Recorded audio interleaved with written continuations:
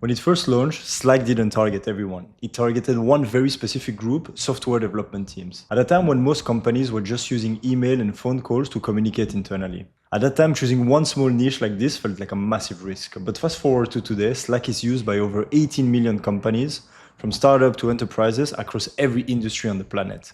This is actually what happens when you nail your ideal customer profile. You don't start broad, you start precise. And precision is exactly what most businesses are missing when it comes to the ICP. Because here is the thing, most businesses aren't struggling because they don't have an ICP. They're struggling because they have one ICP list when they should have 6 different ones. They're sending the same message to people who buy in completely different ways and have no idea why the response rates are garbage. So here's what I want you to think about. Are you actually sure that your ICP is actually segmented the way it needs to be? Are you talking to the users and buyers differently? Or are you treating your entire TAM like it's one big list? Because if you are, you're leaving a lot of meetings and revenue on the table. So in this video, I'm going to walk you through the exact 3-part system to learn how to segment one ICP into 3 different list types, how to talk to users and buyers in completely different ways, and how to find message market fits in 1 to 3 campaigns instead of guessing for 6 months. Quick context, this system works for any B2B business that's trying to generate pipeline. It doesn't matter if you're an agency, a SaaS company, or selling enterprise solutions. We've used this exact process across 80 B2B clients in our agency. Industry doesn't matter, SaaS, D2C, enterprise, it doesn't matter at all. What matters is that you're targeting users and implementers. If you're only targeting CTOs, you're not going to find much help here. You need multiple personas. One of our clients, Metrics, used this exact model to target the entire TAM. They found a winning message in 3 campaigns. So let's get into it. Part 1. Stop thinking that your TAM is just one big list. Here you can see same ICP, but 3 different buying behaviors. This is a common mistake. Most people are thinking, oh, ICPs, marketing directors, are SaaS companies with 50 to 200 employees. That's 10,000 people. We're not going to send all 10,000 the same cold emails. Why? Because a marketing director at a 2-year startup has very different priorities from another one working at a really massive enterprise company where the legal team needs to sign off. So how do we actually segment all the companies that could buy your product? So first segment is the funded SaaS startup. Early stage companies that just got funded, can be Series A, maybe Series B. They just got funded, they're hiring, they're moving super fast, and they have really short sales cycles. The founder, it's probably still in the Slack channel, and the deal typically closes in 2 weeks if you nail the sales process. Then for a second segment, we have D2C brands. Consumer brands who need content velocity, community building, and a lot of engagement. Can be fashion, beauty, lifestyle, and their pain points are different from SaaS. They don't really care about better workflows. They care about making their customers look good on camera. And then for a third segment, we have enterprise, the top 40 to 100 accounts. Big accounts with a lot of stakeholders, super long sales cycle, 3 to 6 months minimum, a higher ACV, with all the procurement, legal, and security reviews. This requires a completely different approach. Now, these 3 segments are what works for our clients right now. But I don't want you to copy exactly carbon copy. The point isn't funded startup, D2C, enterprise. The point is that your TAM has different buying behaviors inside it. And you need to find where those splits are for your specific business. Maybe in your case, in your business, your 3 segments are maybe going to be local businesses, regional chains, and national brands, for example. Or maybe in another business, it's going to be solopreneurs, small teams, and agencies. It doesn't really matter. What matters is that you stop treating your TAM as one big list. Now, how do you determine which companies go into which segment? Here's what we use. First, we can start with industry and employee count. This will serve as the foundation. Then on top of that, we're gonna layer in triggers, like if the company is hiring, companies using specific technology. This is going to make the segmentation way tighter. So for example, if we're targeting marketing teams, in the first segment, we have SaaS companies with 20 to 100 employees, funded in the last year.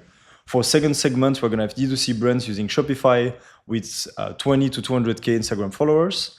And then in the third segment, we're going to have enterprise SaaS, 500 plus employees with large marketing teams. The same basic ICP question applies to marketing leaders, but 3 totally different answers. So instead of guessing at 10,000 people, you will have 3 lists of 3,000 to 5,000 each, and you will be talking about things that matter to them specifically. A young startup that just got funded is not going to care that much about your enterprise-grade security. And a really big enterprise company doesn't care that you move fast and iterate. You will start to get the difference. Now that you understand why you cannot just have one big list and that you need to split your TAM in 3 different categories, let's look at part 2. ATL versus BTL persona mapping. So in each segment, there are two types of personas. Typically, you're going to have users and buyers. Most businesses only talk to one, and it's probably the wrong one. That's above the line versus below the line persona mapping. Don't worry if you've never heard these words before. So let's start with ATL, above the line. These are the top line decision makers. So you can have C-suite, VPs, directors. They're usually the ones with the money. Usually the ATL personas care about return on investments, competitive advantage, strategy. They're thinking about how this will impact stakeholder numbers, how it will make them look in front of the board, and what the competitors are actually doing. Then we have below the line, BTL. These are the users, the managers, the team leads, the contributors, the ones who use a product every day. They care about features, functionality, ease of use. They don't care about return on investment that much or the overall strategy. The point here is that you need to win over both groups. If you're selling a content creation tool, you can win over the CMO on return on investment and business impact, but you also need to win over the content team so to actually use the product. If you fail to win over the content team, you're dead in the water. But if you win over the content team first, and then you bring in the CMO with feedback from the users, it's going to be much easier to convince the CMO. So how to identify personas when you are new to the company? I would always look at past clients. Who did you close deals with? If you're new to the company, ask yourself, who uses our product on a daily basis? They are the BTL. Who uses the product and encourages others to use it? They are the ATL. Who signs off on the budget? They're also the ATL. So here is an example. For content creation tools, the BTL personas might include content managers, social media managers, content writers, and the ATL personas might include director of content, VP marketing, CMO. The ATL to BTL ratio is generally 1:2, and it can go up to 1:4. So for every ATL person, there are 2 to 4 BTL people in the same company. For content teams, it's closer to 1:5, and for sales teams, it's usually 1:2. So let's run through the exact numbers.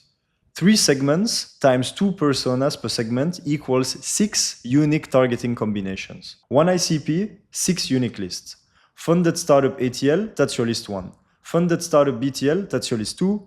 D2C brand ATL, that's your list number 3. D2C brand BTL, that's your list number 4. Enterprise ATL, list number 5. And then finally, Enterprise BTL, that's your list number 6. Now that we have a 6 list, let's look at the buyer persona segmentation framework. So now you know how to split your TAM into segments and map ATL and BTL personas. But there is also a layer most people skip entirely. And it's the reason 2 businesses can target the exact same ICP and get completely different results. It's how you segment your buyer persona, and it has 3 layers. Layer 1, the company firmographics. This is actually a foundation. You should always start there. Firmographics are the basic facts about a company. So employee count, annual revenue, industry, geographic location, tech stack, year founded. Usually that's where more people are going to stop at. They're going to look at employee count and call it a day. But that's not segmentation. That's just filtering. Here is how you actually use firmographics to segment.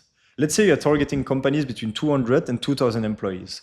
On the surface, that looks like one list. But inside that range, these are completely different type of companies.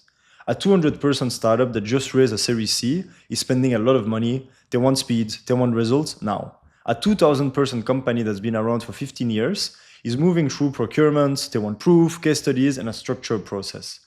Same employee range, totally different buying behavior. So when you layer in revenue, funding year, growth stage, you actually stop guessing and you start targeting. The tighter your firmographic profile, the more relevant your message becomes, and the higher your response rate as well. Then we have layer number 2. These are the sales triggers. Because firmographics is going to tell you who they are, and sales triggers is going to tell you what they are doing right now. And what they are doing right now tells you what they need.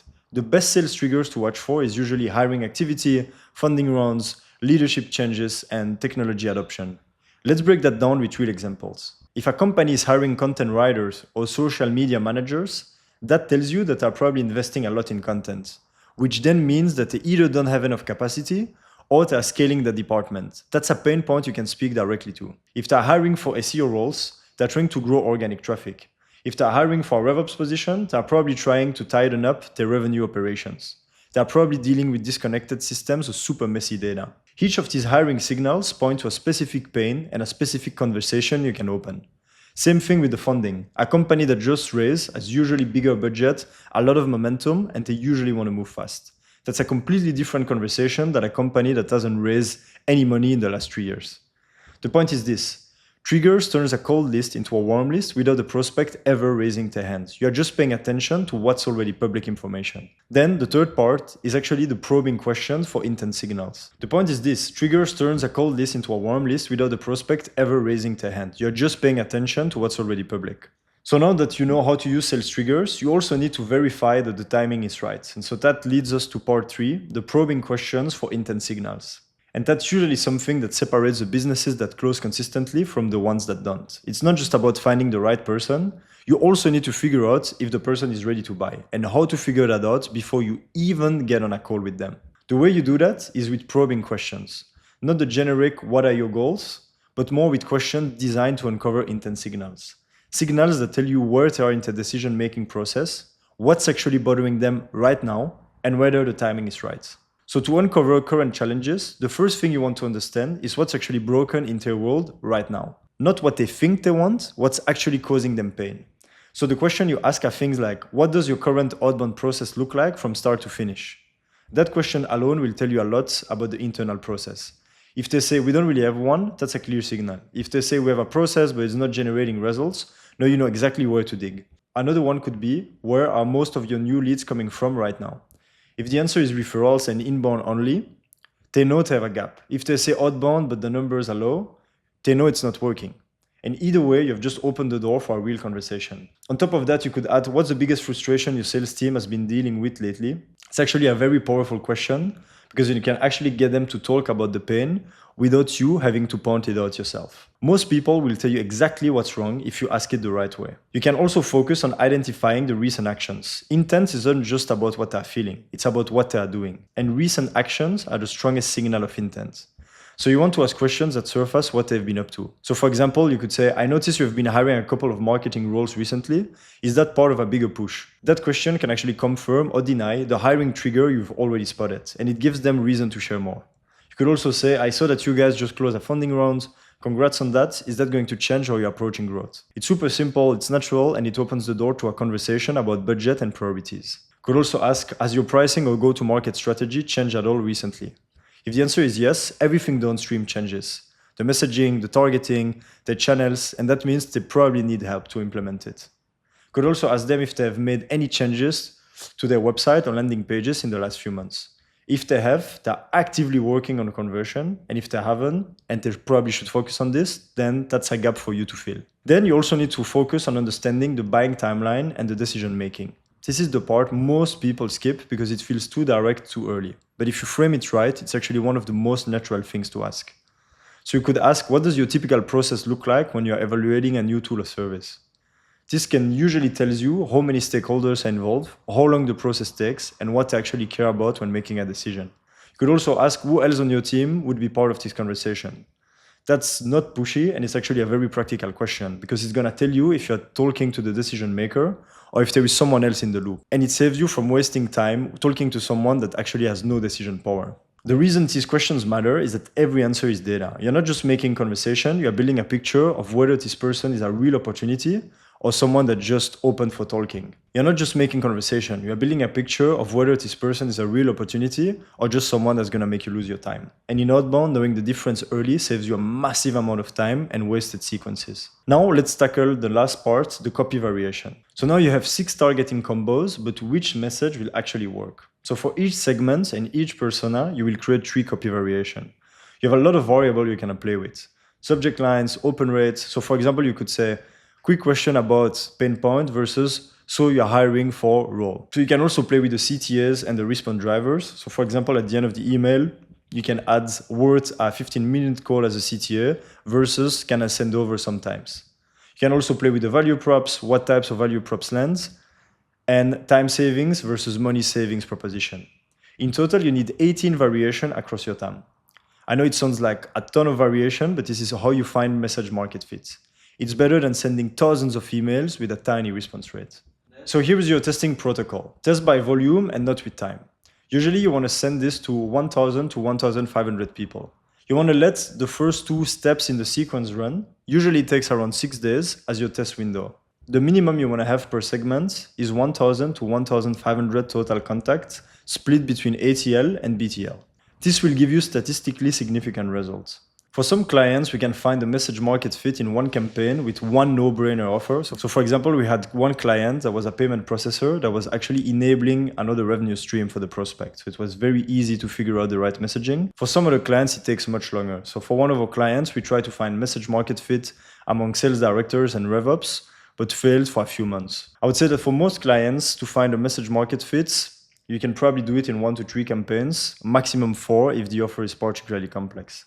The key is volume and learning from real data to remove guesswork. So here is a matrix snapshot as an example. So for the segment 1, we have funded SaaS startups. For the ATL, we're targeting the head of marketing. We're going to test copy A, mentioning the return on investment from UGC versus paid ads. And then for the second copy, we're going to talk about the competitive positioning. And then for the third copy, we're going to reference the speed to market. Then we're also going to target the BTL. For that, we're going to focus on the content manager, also with 3 copy. For the first copy, we're going to frame it around create 50 pieces of content from one interview. For the second copy variation, we're going to mention that they can cut their content production in half the time. And for the last one, we're actually going to mention that the social team will actually enjoy using the tool. So the benefits are pretty much the same, but the approach changes depending on the audience. ATL cares about budget and competition, and BTL is going to care about not having a packed schedule and a painful workflow. So let's take an example. Say we're promoting a video editing tool. For the segment 1, we're focusing on D2C brands with between 50 to 200 employees. For the ATL, we're focusing on the director of marketing. BTL, we're focusing on the social media manager and the content creator. So for the ATL, with the first copy, we're going to have a subject line, something like, your content team's producing 3 times more, here is how. The value is going to be focused on return on investments on content spends and reduce cost. And the CTA is going to be worth a quick call. And then we're going to have for the BTL first copy variation, the following subject line. Stop sending forwards editing one Instagram reel. The value is going to be focused on get home on time, less friction in your workflow. And the CTA is going to be want to see a demo. So here you can see same product, same company, completely different emails. The director of marketing cares about cutting the content budget, whereas the social media manager cares about not working on weekends. I know this was a lot of information, so let me recap everything. There are 3 parts to the system. 1, you want to segment your TAM into 3 lists based on the buying behavior that exists in your specific market. For us, it was funded startup, D2C brand, and enterprises. For you, it's going to be completely different. Find your splits. 2, you want to map your ATL and BTL personas. What's the difference between the users and the buyers, and create parallel tracks. And then last, you want to run 3 copy variation on each persona. So you want to have 18 tests in total, and you want to find your message market fit in 1 to 3 campaigns. Most businesses take the easy route. They create 1 email, send it to 1 list, and then they just cross their fingers. That's why the results are not where they should be. This is the same system we've used across more than 300 clients. I can really tell you it works, but only if you actually do it. So again, pick 1 ICP, segment it, write the variations, send the emails, and let the data tell you what's working. If you want us to help you build this, there is a link in the description for you to book a call with us. Thanks a lot for watching, and I will see you in the next one.